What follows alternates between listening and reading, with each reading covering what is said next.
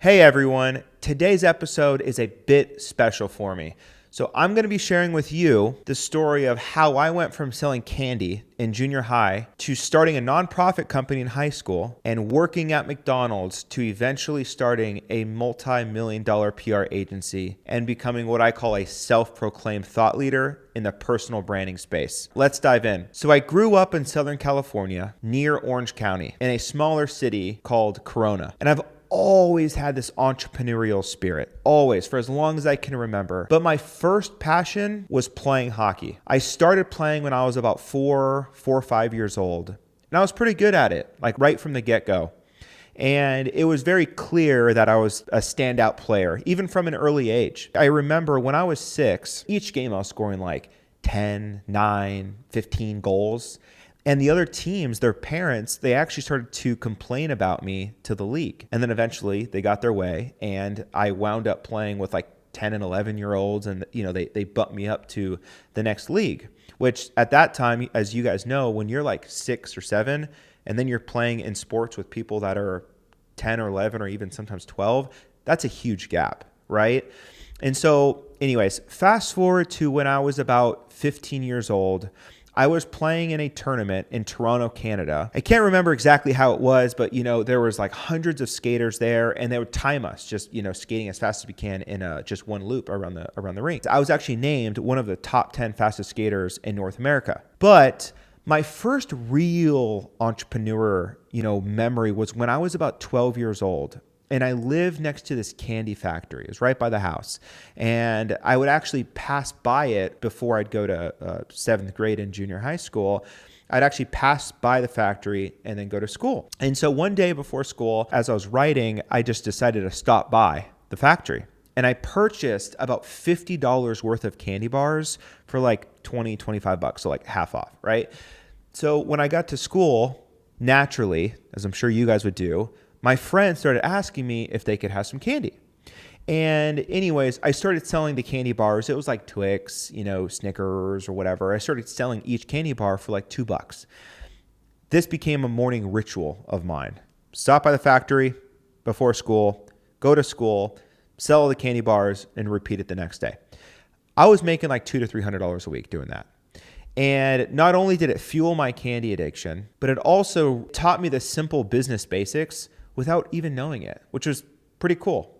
So it's like any kid's dream, right? You make money, fuels your candy addiction, and you're also learning like a life skill in business. So anyways, my excitement, it wasn't just about the money though. It became way more of a sport for me. However, all of this came to a screaming halt one morning when my principal, I heard it over the intercom, my principal demanded that I went to her office immediately. And then she told me that if I continued to sell candy at school, they would suspend me. So I stopped. Selling candy, it sparked this fire inside of me for business that I have never experienced before. I loved entrepreneurship. And even though I didn't even know what entrepreneurship or business really was at the time, I fell in love with it.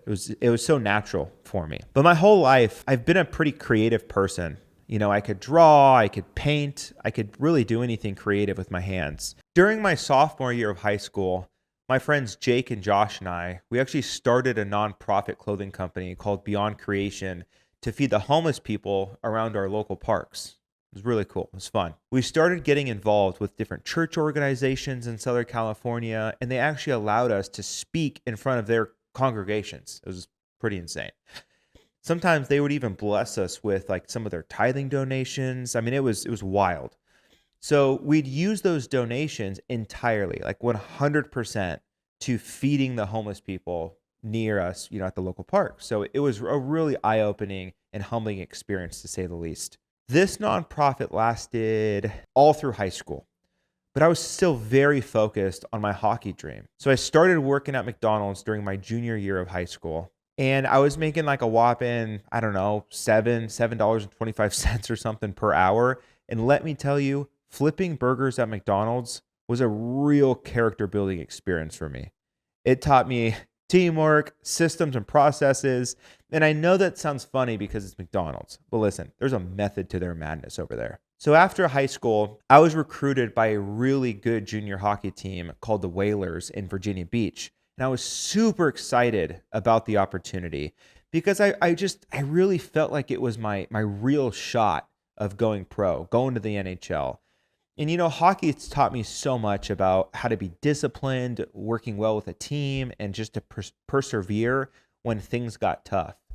And unfortunately, when I was about 20 years old, a wrist injury, it totally ended my NHL dreams. I just thrashed it, and it was devastating for me. But really, like looking back, it was a key moment, and it shifted my focus and led me where I am today. It was part of the puzzle. So I'm happy that I went through that. After my injury, I needed a new direction, and I was at such just a really, really low point in my life. I felt lost. The goal I had worked for the past 16 years, it just ended overnight, instantly. And I was 20 years old, no dream, no vision, and just no clue what I wanted to do. I never had a plan B. Like hockey was it. That's all I had. So I knew the traditional college path, it wasn't for me. And growing up in Southern California, firefighters, they seemed to be like the ultimate hometown hero. It checked off the two important boxes for me, which were serving others and having time freedom.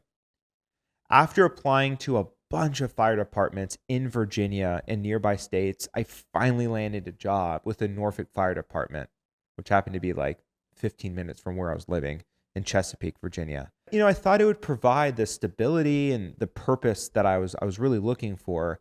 But after just a couple of years of doing that, I realized it just wasn't for me long term. I couldn't see myself doing that forever. The 24-hour shifts and just the certain stresses that came from, just the nature of the job, it really started to wear on me. It was stressful, it was tough, it was hard, it was scary. After just several months of feeling this way, I kept asking myself, how can I help people avoid the germs and make more money all at the same time? Around this time, a friend introduced me to the idea of making money online. And initially, I was super skeptical. And to be honest, the idea of going from a cool firefighter to a tech guy, it didn't really excite me, like at all. It was like the last thing I was thinking of. But I decided to give it a shot. And I watched over just hundreds of hours. I call it YouTube University. And it was just all day, all night, videos on just building websites, using WordPress, building out, with building logos with Photoshop. Once I was skilled enough, I started pitching my web services to local businesses. And after just lots of rejections, I finally landed my first client. She was working at State Farm. She was an insurance broker. And I built a website for her new charity startup that she was working on. And I remember it took me 30 days to make $400. It was crazy. That paycheck, though, it proved to me that I could make a living online. It was just a little bit, but it was enough just so that I could see the light at the end of the tunnel.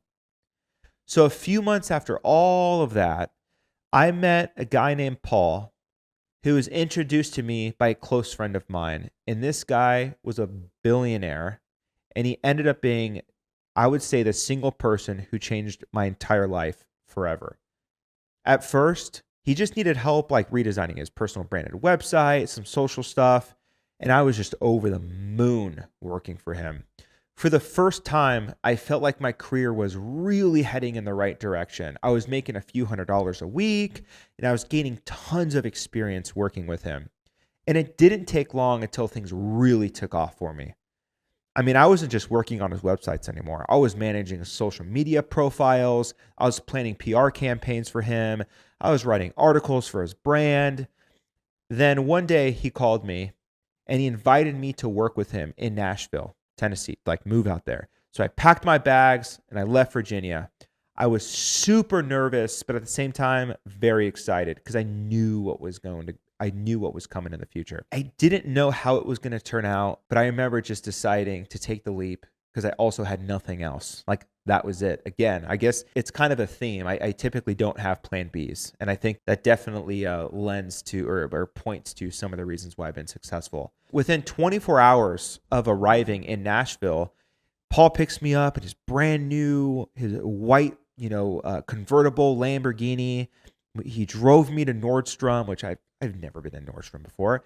He bought me like thousands of dollars of clothes, shoes, jackets, shirts, pants, kind of like anything I wanted. It was really cool. And I felt like $1,000,000. My job was a mix of everything. I washed his cars. I picked up his kids from school, cleaned his pool as well. I mowed his lawn all the time. And I also, yes, I built his personal brand online. It was amazing just being able to work with him. Even though I did a lot of this other stuff, like outside of work, it kind of seems like personal errands, the small window that I had the opportunity to meet with him was more than enough. But the real magic happened when I was shadowing him. Every day, I had about a 2-3 hour window to ask him any question I wanted to. And boy, did I take full advantage of that. Over the next 2 years, we built businesses together, and he introduced me to people that most of you guys can only just dream of meeting. I'm talking CEOs and founders of Fortune 500 companies. It was wild. And just a few years earlier, I was flipping burgers at McDonald's, and now I was dining at 5-star restaurants with top executives around the world. It was awesome.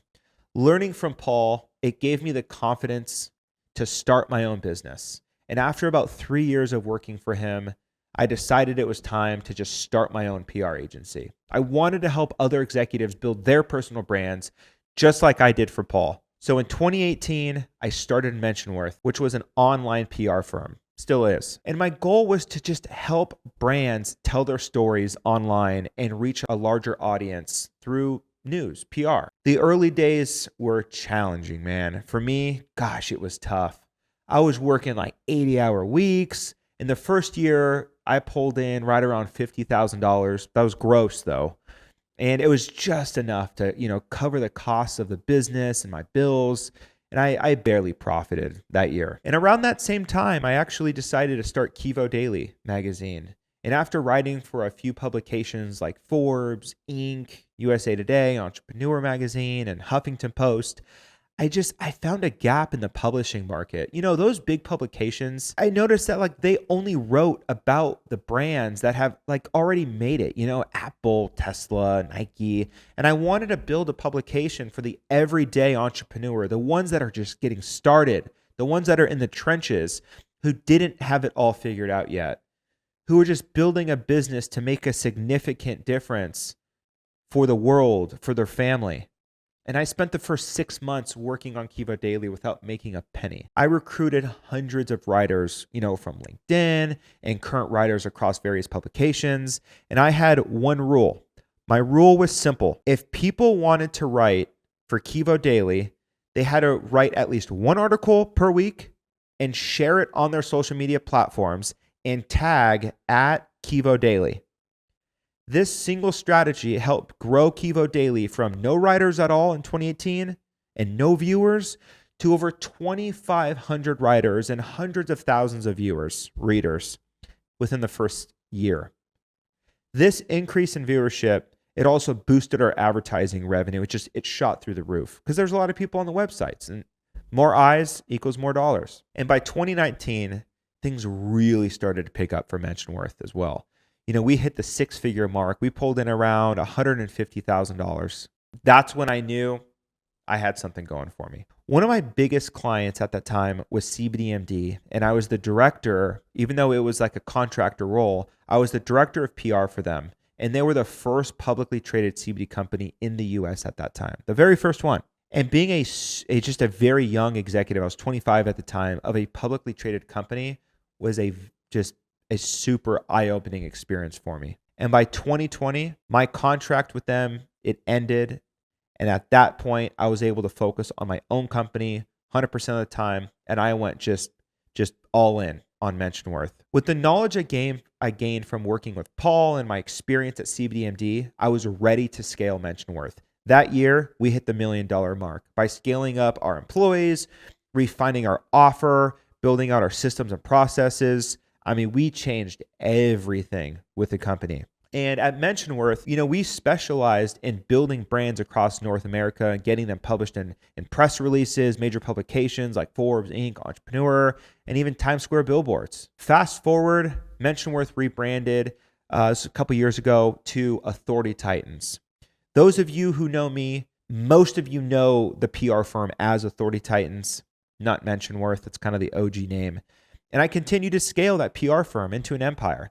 And, since inception, we've worked with over 4,000 people, 4,000 brands, more.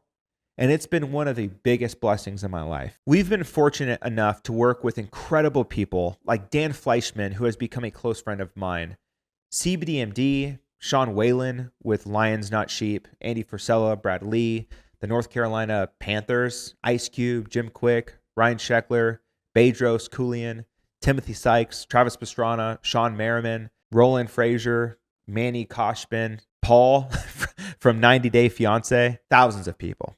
Tons of brands and people that you'd recognize for sure. And in 2022, I published the Authority Playbook, How to Become the Number One Authority in Your Niche, which became a Wall Street Journal and USA Today bestseller. This book right here, it has become a game changer for many entrepreneurs looking to dominate in their industries. Pro tip, if you're looking to build your personal brand, and I hope you are if you're listening to this, pick up this book on Amazon. Scan the QR code on the back of the book. You're going to fill out a couple questions and you're going to get a few $100s worth of PR for free. Absolutely free. This book is like $15 and you're going to get hundreds of dollars of PR for free. Anyways, so the last 3 years of my life has been absolutely incredible. And I've received numerous recognitions like being listed at top 30 under 30 by US Reporter. I've contributed articles to Forbes, Inc., Entrepreneur, Huffington Post, and I was also included in the ClickFunnels 2 Comma Club in 2023, which you could probably see. You might be able to see the award back there. In the same year, I became the CMO of News Anchored, a white label article publishing company. And this company really, it was a secret weapon to scale from $150,000 a year in 2019 to over $1.8 million in 2020. So I was really excited to join their team. I've used their service for so many years, and I truly believe in what they're doing over there. Also, I ended up selling Kivo Daily to News Anchored last year, which really strengthened my relationship with them even more than it was before. I have so much respect for what they're doing. They can help you publish your clients if you're an agency, or if you want to publish yourself in over 30 Google indexed publications for an affordable rate. If you're looking to get your brand or your clients featured in even like Yahoo press releases, Times Square billboards, and affiliates of NBC, Fox, and CBS, they can help you with all of that stuff. So if you're interested in that, head over to newsanchored.com. But yeah, like the most fulfilling part of my journey so far, it's definitely been impacting my clients, bar none. Seeing their growth and success is incredibly rewarding for me. It's what drives me to help people grow their personal brands every single day. I hope my story has inspired you even just a little bit. Just keep growing your personal brand. It's a journey. I understand it's a journey, but at the end of the day, I would say if I could boil my success down to one, unfair advantage that I've had, it's been my personal brand. It's what's allowed me to forge strong relationships, meet guys like Dan Fleischman, who's been such a pivotal person in my life when it comes to business, whether it's mentoring and all that good stuff. But until next time, I'll see you next Monday. Take care.